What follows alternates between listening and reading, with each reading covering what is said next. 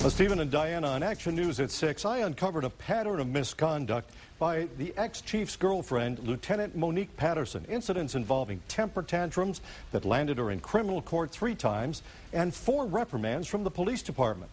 Tonight, the investigators have new information about a cop who says she was done in by Lieutenant Patterson.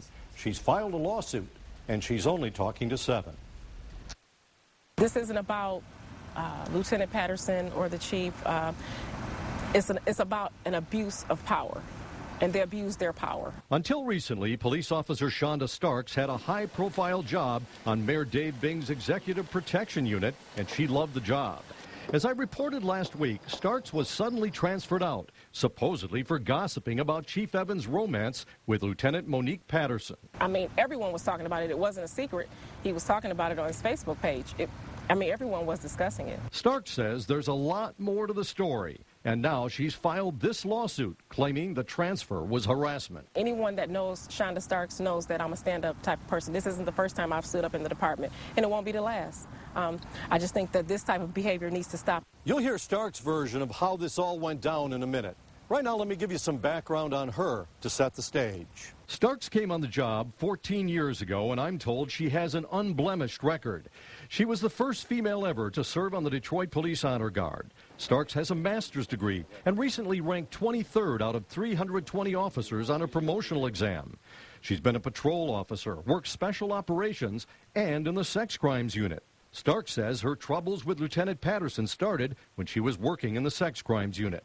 Patterson ran the unit. Starks decided to become a union steward because she didn't like the way Patterson was treating other officers. I filed a lot of grievances against her with some of the actions that she was taking on some of the issues that I thought was unjust. When Mayor Bing got elected, Starks was offered a spot on his executive protection unit, and she grabbed it. Things were going great until she was written up for something that supposedly happened 2 years earlier while she was working for Patterson.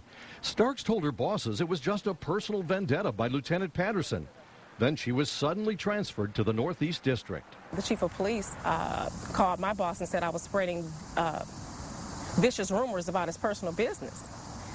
And no one ever told me what the rumors were or what I allegedly said, but I thought it was unfair. At the Northeast District, Starks landed in special operations, a pretty good gig, but it didn't last long.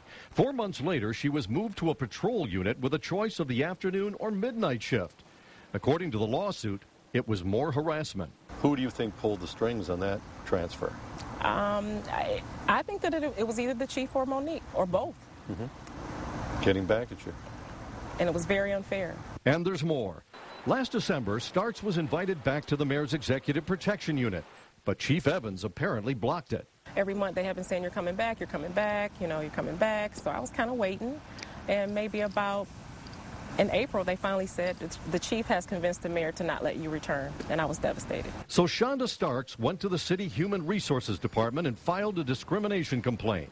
And that's where this case takes a baffling twist. A few weeks ago, Starks got this letter from the city Human Resources Department.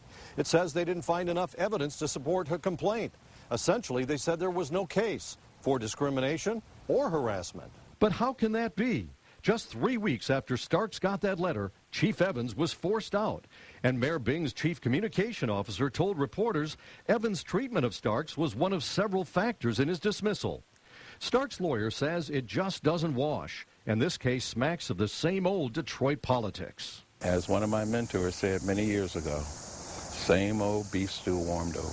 We've got to get away from this. If Detroit is to truly break new ground, get the reforms it needs, starts on a new path, we can't have a new administration coming in playing politics with the lives of officers like Officer Starks. I reached former Chief Warren Evans by phone today. He said he had nothing to say about Shonda Starks.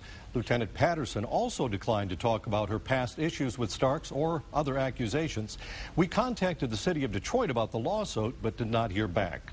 So, of course, the Action News investigators will be keeping tabs not only on the officer and where she goes, but also on the lawsuit. And a new chief coming in is going to have to make some sort of decision on all this. Absolutely. All right, Scott, thanks. Thank you, Scott.